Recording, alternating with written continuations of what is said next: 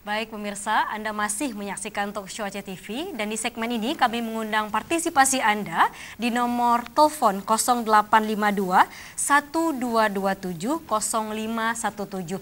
Buat Anda mungkin yang baru bergabung, hari ini kita berbicara mengenai bagaimana cara melindungi kesehatan mental keluarga terutama di masa sekarang, pandemi COVID-19.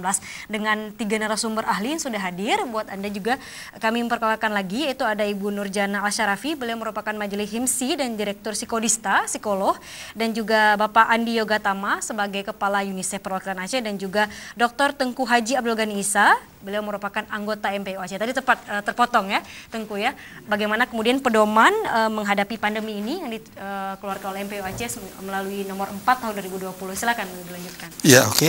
Terima kasih. Kita melanjutkan yang pertama di dalam tausiah itu bagaimana masyarakat bisa menjaga diri ya terhadap penyakit-penyakit menular ini, virus-virus yang menular. Bagaimana kita ikuti protokol kesehatan sehingga kita ya ini kan ikhtiar upaya dari kita sendiri. Kemudian ya memperbanyak berdoa kan dalam tausiah itu ya memperbanyak zikir. Kemudian juga kalau tidak perlu ya tidak keluar ya, tidak terlalu di luar tapi stay home ya. Lebih banyak di rumah. Itulah di rumah itu bukan hanya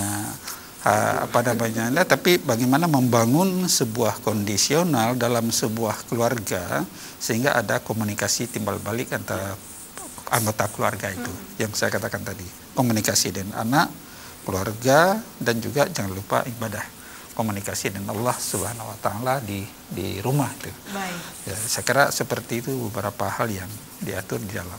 Baik, kebersihan, kemudian zikir tadi yang penting, komunikasi di rumah, dan jika tidak memang ada keperluan keluar, ya sudah bersama keluarga di rumah. Ya. Tapi kemudian banyak masyarakat kita yang tidak siap tiba-tiba Ibu dihadapkan dengan kondisi ini. Apalagi ibu-ibu yang kemudian mendampingi anaknya di rumah, harus belajar dengan teknologi.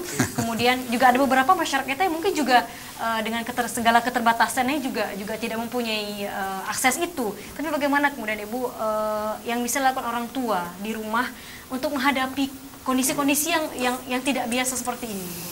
Apa kemudian yang bisa dilakukan? Memang itu saya pikir satu persoalan yang cukup besar yang kita hadapi saat ini, bahwa sebetulnya orang tua, khususnya ibu-ibu ini banyak yang belum siap untuk menjadi guru ya, dalam tanda petik buat anak-anaknya. Masih banyak sekali skill yang belum dimiliki oleh ibu tersebut. Tapi alhamdulillah beberapa saya lihat itu bagus banget ya. Jadi ada di komplek perumahan di mana ibu-ibu ini akhirnya bersinergi atas inisiatif sendiri. Saling support. Jadi ada yang ibu ini kebetulan sarjana, yang ibu ini tamat SMA, yang ibu ini D3 begitu, tapi juga punya pengalaman yang lebih baik dari itu. Mereka saling bekerja sama, terus mencari jalan keluar, terus membuat dalam tanda petik itu seperti les begitu. Baik. Seperti les gratis untuk anak-anak mereka sendiri. Tapi itu inisiatif loh ya. Tapi seperti ini sebetulnya tidak banyak yang membuat inisiatif seperti ini.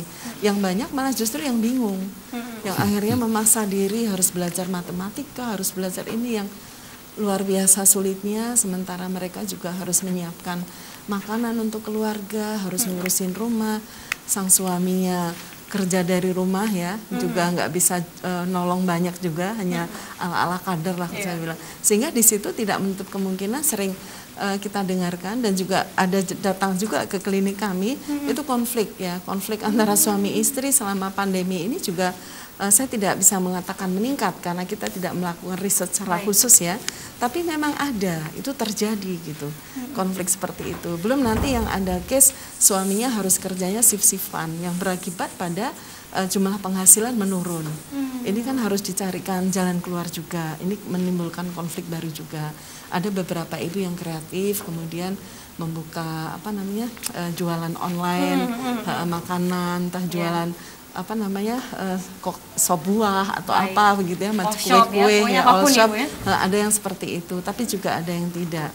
Nah, yang saya katakan tadi di awal, pertolongan psikologis pertama itu sebetulnya statusnya seperti kalau untuk fisik itu P3K. Kotak ya? P3K itu kan di rumah mesti punya. Harus ada di setiap rumah. Setiap rumah kan, kalau ada yang jatuh terpleset gitu, adalah alat-alat di situ. Nah, orang tua mestinya punya skill itu, pertolongan psikologis pertama itu mestinya punya, dan mungkin nanti UNICEF barangkali bisa memprakarsai training-training seperti itu. Pertolongan psikologis ya. Psikologis pertama. Ya bisa. Iya. Jadi ibu-ibu ini punya keterampilan yang simpel saja, listening skill, keterampilan mendengar. Mendengar, ya. Baik. Saya katakan kita semua bisa mendengar, tapi kita semua belum tentu punya keterampilan mendengar yang baik. Ya, padahal Allah menciptakan telinga 2, mulut 1, artinya kita kan harus banyak mendengar. Tapi bagaimana mendengar yang baik, mendengar yang empati, itu kan perlu belajar ya Pak ya, perlu belajar. Dan ibu-ibu bagus kalau diajarkan seperti ini, sehingga anak-anak punya tempat yang nyaman untuk curhat. Ya, mau curhat nggak usah di luaran, curhat sama mama, gitu ya, karena mamanya punya skill, jadi dia nyaman. Dan itu juga dengan mama menjadi tempat, ibu menjadi tempat curhat yang nyaman bagi anak, itu juga akan mengurangi secara langsung maupun tidak langsung terhadap jumlah misalnya kenakalan anak, kenakalan remaja, ya, karena orang tua nyaman. Karena banyak anak-anak yang punya problem ini problem itu, salah satu yang dikeluhkan adalah aku nggak nyaman ngomong sama ibuku. Justru nggak nyaman.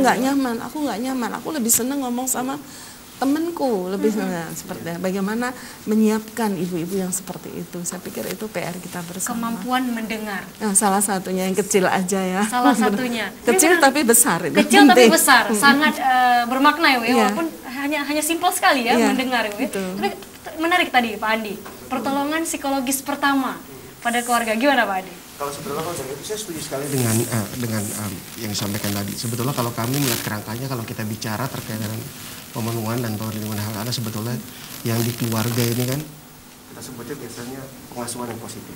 Pengasuhan yang positif. Pengasuhan, bagaimana sih memperlakukan anak di rumah? Bagaimana kita bisa mendengarkan anak? Kadang-kadang anak itu kenapa sih kadang-kadang mereka mengakses ke teman-temannya ataupun online dengan mungkin bahkan ya mereka dengan orang-orang yang tidak kenal, dikenal secara umum, karena di rumah mereka tidak menemukan orang yang bisa atau mampu mendengarkan dengan baik keluhan-keluhan anaknya. Jadi kadang-kadang keluar. Oleh karena itu skill tadi salah satunya dari pengasuhan itu mendengarkan keluhan anak, dan kemudian juga gimana sih cara berkomunikasi dengan anak yang baik. Apalagi kalau sekarang kalau kita bicara lockdown, gimana sih supaya anak tetap positif di rumah? Pengalihannya apa sih supaya tidak ke yang kegiatan yang tidak berguna dan berisiko? Kegiatan positif apa bersama anak? Kita juga harus meluangkan waktu. Kalau kita belajar di sekolah belajar dari rumah, kemudian orang tua bekerja di rumah, jangan seperti orang asing di dalam rumah. Tetap aja di rumah kan. Ya, komunikasi dengan anak, dicek-cek sekali anaknya gimana nak belajarnya sekali.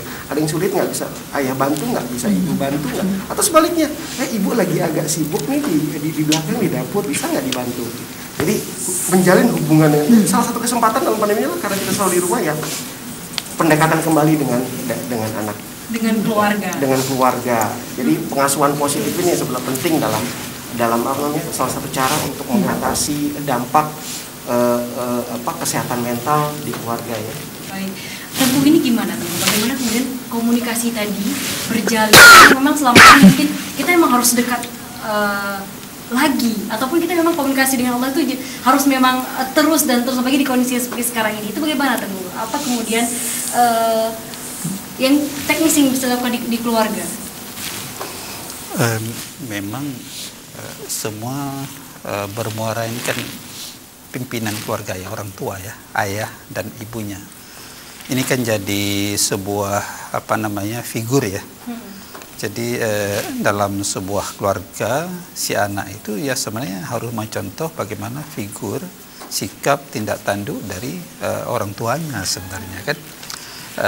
Kalau kita coba melihat di dalam Al-Quran, memang Al-Quran mengatakan itu harta dan anak itu bisa jadi fitnah.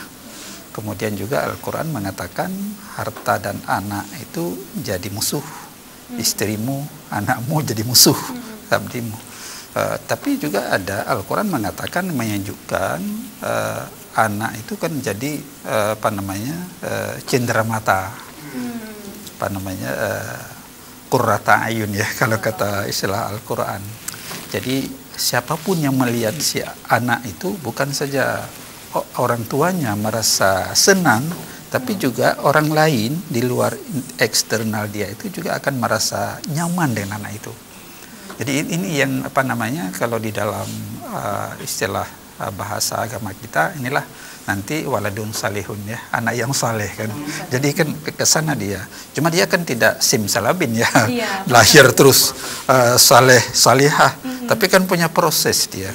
Jadi tanpa ada sebuah proses pembinaan dari orang tuanya, saya kira juga sulit menjadi anak yang baik ke depan kan. Nah, jadi mungkin nanti ya, apalagi kalau dikatakan tadi kita juga sering memediasi di mahkamah tuh, kalau ada anak kenapa harus bercerai misalnya orang tuanya kan, nanti dampaknya yang terzalimi istri dan anak kan, semua kan seperti itu. Tapi kita itu kadang-kadang nggak mapan itu, nggak masuk itu kan. Yang penting pisah. Soal anak itu persoalan kedua, bukan lagi urusan saya nanti. Jadi inilah pemahaman dalam sebuah konstruksi membangun sebuah keluarga masih lemah. Ya masih lemah sekali pemahaman bagaimana hakikat sebuah pernikahan itu sendiri.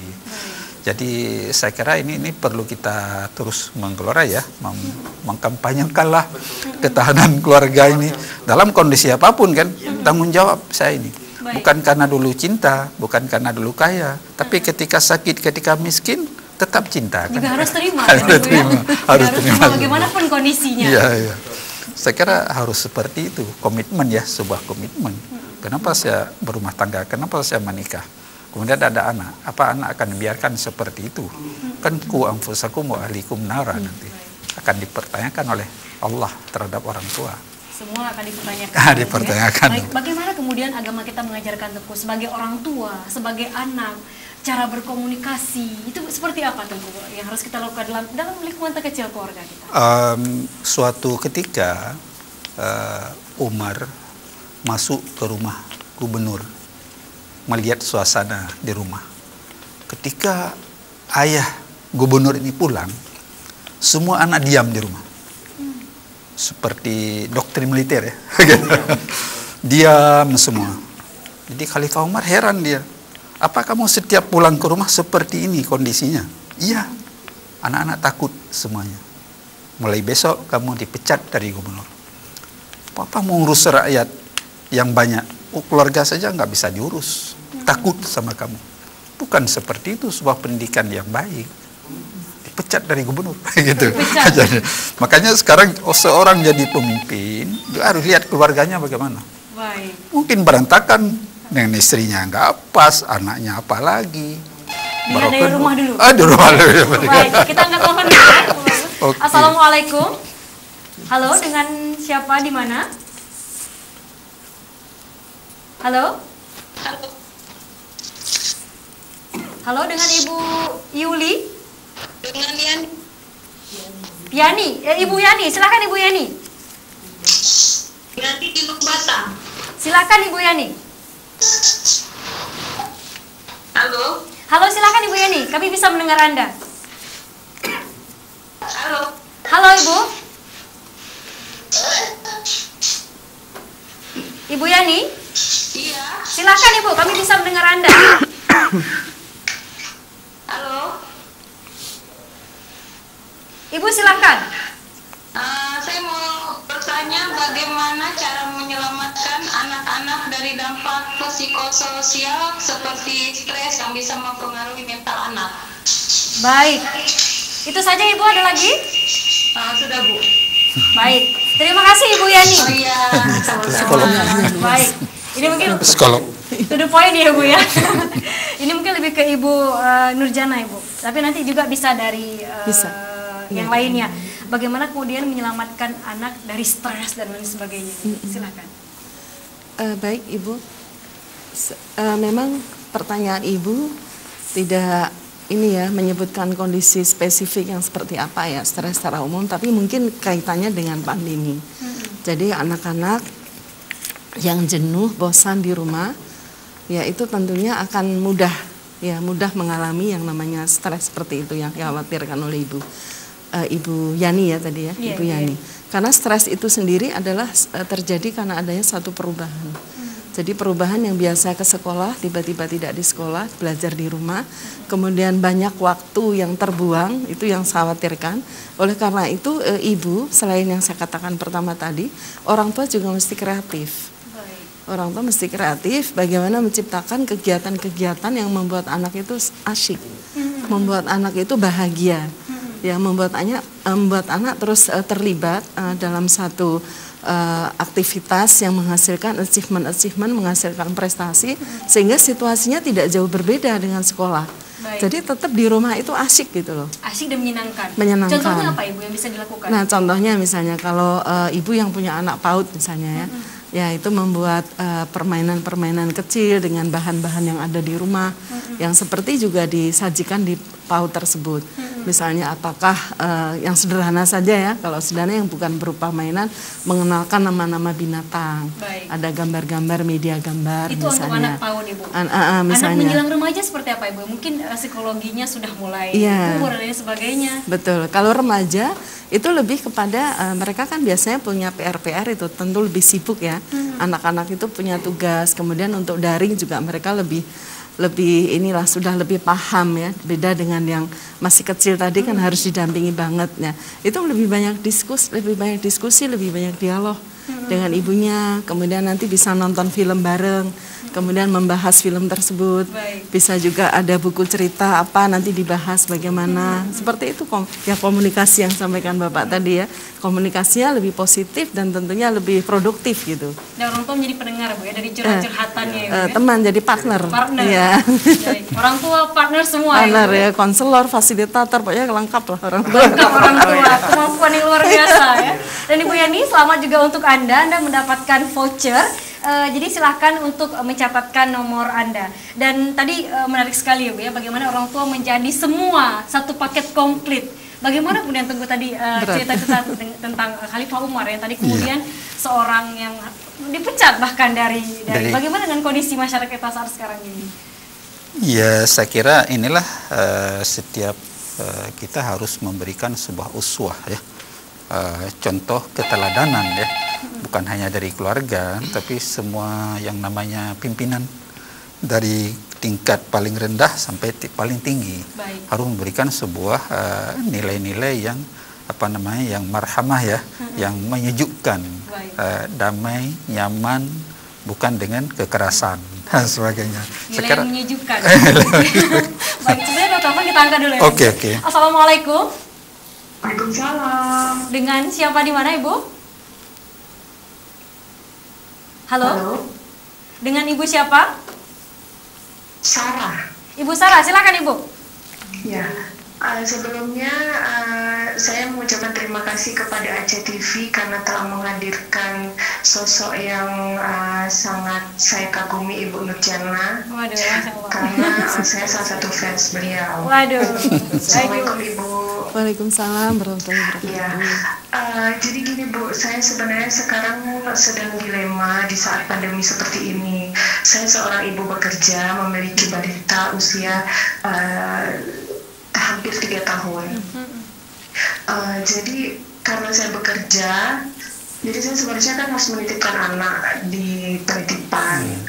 Tapi ya seperti itu lagi, karena lagi masa pandemi, agak ragu gitu Bu untuk menitipkan anak di penitipan. Jadi mau tidak mau saya harus sharing waktu sama suami untuk menjaga anak. Tapi ya lagi-lagi di rumah juga kita disibukkan oleh kesibukan domestik ibu rumah tangga.